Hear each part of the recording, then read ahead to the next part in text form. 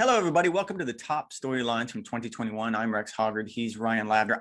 I don't know who did this list, but I'm not happy with it. This is number 2, and the way the voting worked out, I want the voting checked because they're going with Brooks Koepka and Bryson DeChambeau. And it seems to me, I don't know how they're number 1, but I'll let you take it from there, Lav. I think it's a testament to what our number 1 storyline is, that this is not number 1, because this was really the melodrama that consumed our last, I would say, 7 months of the year. And this is a feud, if you could even call it. Whoever did the list clearly doesn't like beef. Like, come on, you gotta love when there's a beef between players. I mean, we didn't say what's our biggest page view driver. We said what was the biggest storyline. And yes, this was a huge storyline for 7 months, but it was not a 12-month story. And yes, this is a rivalry, if you want to call it that, a feud that's been simmering over the past couple of years. There were some chirps about slow play. There was some other chirps about whether or not Brooks Koepka had abs, but it really came to a head, ironically, because of Golf Channel, where this feud kind of got out in the open with Brooks Koepka rolling his eyes and then essentially cussing out Bryson DeChambeau for walking behind him during a live interview. That took all of this animosity to the forefront, Rex. And then from that point, it just launched into the inane. You had spectators getting thrown out. You had Brooksy calls. You had free beer. And then, of course, you had the 12-hole match in Vegas. Is that kind of what happened here? You had the interview and everything else just went off into the ether. No, I think you deconstructed it, right? I mean, and look, this started years ago with the Northern Trust at the PGA Tour playoff finale, when there was a bit of some chatter about slow play, and obviously Bryson's always going to be on the wrong end of that. And Brooks had said something publicly, and instead of going to Brooks and sort of addressing this mano a mano, let's say, Bryson went to Brooks's caddy, and that's kind of forbidden. Like, you shouldn't have done that. It was a faux pas. He should have just taken it straight to Brooks, but it ballooned from there, as you said, into something that at the end of the day just felt nasty. And look, I'm in for all of this. And I'm sure that there's someone in Ponte Vedra Beach at the global headquarters trying to figure out how to package this in a way that it doesn't get nasty, because there were plenty of good things that came from this. If you're a golf fan, you wanted to see this.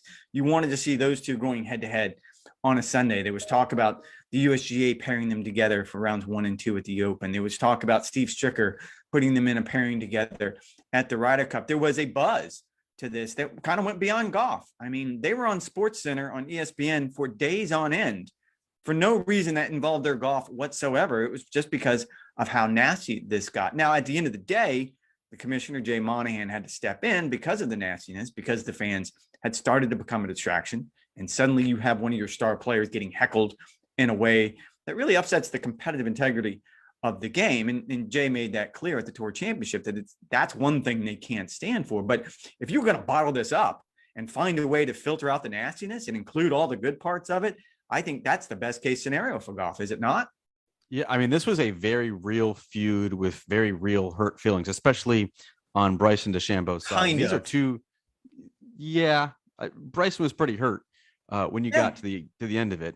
Obviously, both of these players realized that they could monetize their animosity and their quote unquote hatred towards each other. And that's what you saw play out in Vegas. And yeah, look, it did feel cheap. It did feel like these players sold out, that they just kind of cashed in on what appeared to be a genuine dislike between those two players. And look, what you have now are two very polarizing players.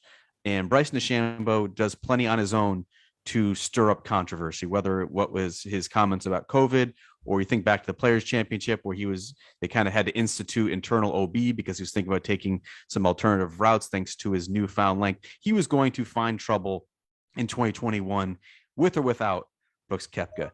But Brooks, to me, kind of ignited this feud. He extended this feud. He antagonized Bryson in a way that felt very nasty. I'm not sure where we go from here in 2022, but I know I said it on our podcast a couple of weeks ago.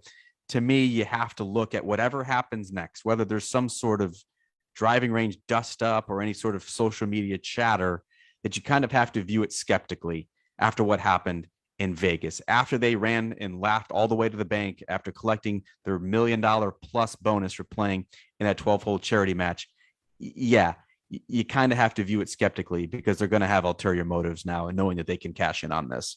And by the time we got to Vegas for that match, it felt manufactured. And look, you're right. They both realize they can cash in on this. I think from Bryson's point of view, he probably would rethink the whole thing because look, he came out on the losing end of this, whether if it was the social media beef or clearly he's not qualified to go head to head with Brooks or anything else. I mean, obviously he got his butt beat at the match.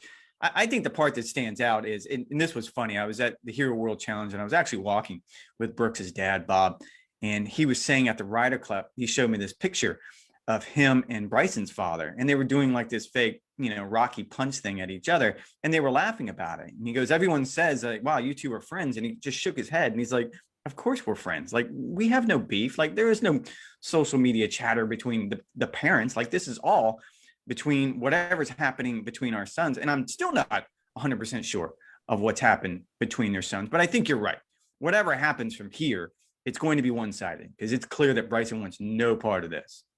Nor should he. I mean, Brooks has the advantage not just in social media sniping, but also in the department in which legacies are defined, and that's major championships. It's 4-1 in the current status. Bryson had a couple of opportunities in 2021 to add to that total, specifically at the U.S. Open. Then he blew up with a back nine 42 on Sunday. Brooks has also gone empty in the majors since May 2019 as well. So I think a lot of these players both have a lot to prove in 2022, particularly in the major championships. It'd be nice to see them focus more on their play and not necessarily who's going to be adding a couple of extra zeros to their PIP score. See, I'm not with you. I'm all about, the gift that just keeps on giving is Brooks and Bryson. I want to see a little animosity. I want to see those two. I want it to be real. I want it to be real. And I'm not I do want it genuine. Yes, absolutely. But I mean, it was good. And again, I question how this is number 2. All right. But find out what number 1 is. Check out golfchannel.com.